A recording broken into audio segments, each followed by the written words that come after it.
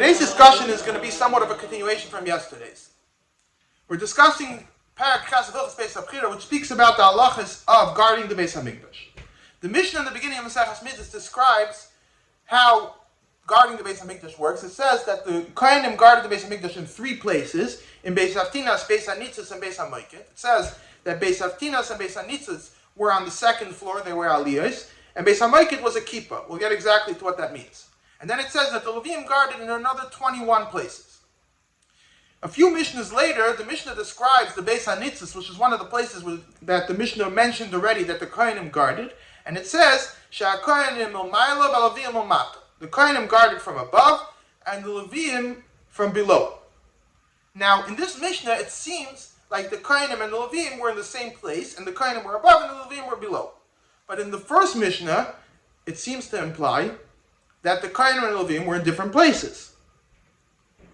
Now, this that the Kohanim have to be above and the Levi'im have to be below, the Gemara learns out from a pasuk. It says V'yilavu alecha v'shasucha, that the Levi'im have to be secondary to the Kohanim.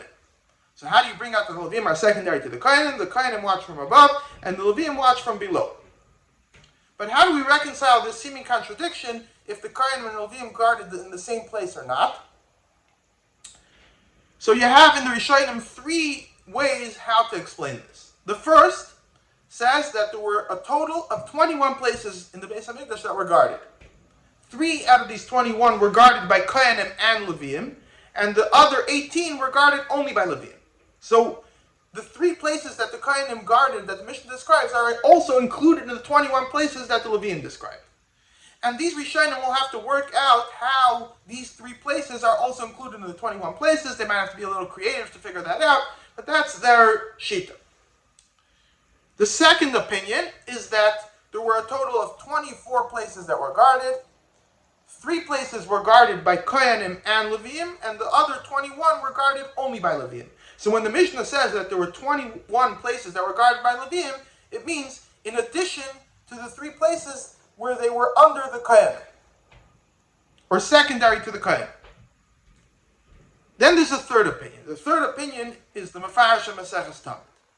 The Mefarish of Maseches Tamid says that there was a total of 24 places that were guarded by the Kohanim and Levi'im. 3 were guarded only by Kohanim, and 21 were guarded only by Levi'im. So how does he explain the Mishnah of Sha'Kohanim Ilmayla B'Levi'im Ilmata, which sounds like the Kohanim and Levi'im were in the same place? He says, no, they weren't in the same place. Wherever the Kohanim guarded, they were above, and wherever the Levi'im guarded, they were below. Now that sounds very nice, but l'chayra, Beis Hamoket was not a second floor. So the Mefarish says, no, Beis Hamoket was also a second floor. What does kippah mean? Kippah doesn't mean, according to the Mefarish, kippah doesn't mean that it had a vaulted roof. It means it was built over a vault, which picked up the Beis Hamoket. So the difference in aliyah and a kippah is a technical difference, but halachically, they were both elevated from the ground level, and therefore every place that the Kohanim guarded, the Kohanim were on a second story.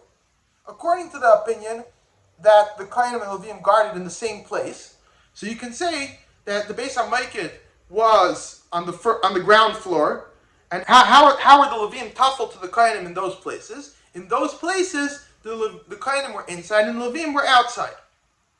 So there were 2 ways that the Levi'im could be tafel to the Kohanim.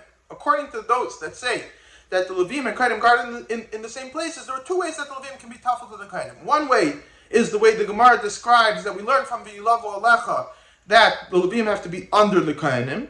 And another way, if the Kohanim were on the ground floor, is the way the Sifri, we discussed last time, the way Sifri describes that we learn from the pasuk V'yilavu alecha, that the Kohanim are inside and the Levi'im were outside. Those are the 3 opinions in Rishonim.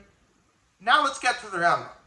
The Rambam, it's pretty clear from the Rambam that he holds like the Mefarish, that the Kohanim did not guard in the same places as the Levi'im. There were 24 places that were guarded, 3 were guarded by Kohanim, and 21 were guarded by Levi'im. However, it's also pretty clear from the Rambam that, at least from Pirush Mishnayos, that the Beis Hamoket, kippah means that the Beis Hamoket was on the ground level and its roof was vaulted. The Beis Haftinas and the Beis Hanitzos, where the Kohanim guarded, was on the second floor, but the Beis Hamoket was not on the second floor. So how is the Rambam going to explain this Mishnah? That the Kohanim are on the second floor. According to the Mefarish, it means in every place that the Kohanim guard, they are on the second floor. But according to the Rambam, not in every place that the Kohanim guard, they're on the second floor. Only in Beis Haftinas and Beis Hanitzis. But in Beis Hamoikeh, they were not on the second floor. So what does this Mishnah mean? So one way of explaining this, the Zera Avraham on the Sifri says that the Rambam does not paskin like this Mishnah. There's two ways in Chazal what we learn from V'yulavu Alecha. How do you bring out that the Levi'im are secondary to the Kohanim? One way is the way the Mishnah says, Sha'kohanim al Ma'ila v'Levi'im al Mata, as the Gemara in Maseches Tamid explains, that this is learned from the pasuk V'yulavu Alecha, that the Levi'im have to be secondary to the Kohanim. And another way is the way the Sifri describes that the Kohanim have to be inside and the Levi'im have to be outside. But it's not very geschmack to explain this in the Rambam, that the Rambam would paskin like the Sifri against the Mishnah, especially since you could say that the Rambam does paskin also like this Mishnah, that the Kohanim were above, because we do find that the Rambam brings that the Kohanim guarded, that by the Beis Haftinas and the Beis Hanitzis, the Kohanim guarded on the second floor. So the Rambam does paskin that the Kohanim should be Momayla. The only thing is that only some places the Kohanim have to be Momayla. So now here's the question. Why, when it comes to this, that the Kohanim have to be inside and the Levi'im have to be outside, which is from the Sifri, the Rambam says, Mitzvah Shmirah Seishi HaKohanim B'fnim HaLevi'im B'chutz. That in every place, the Kohanim have to be inside.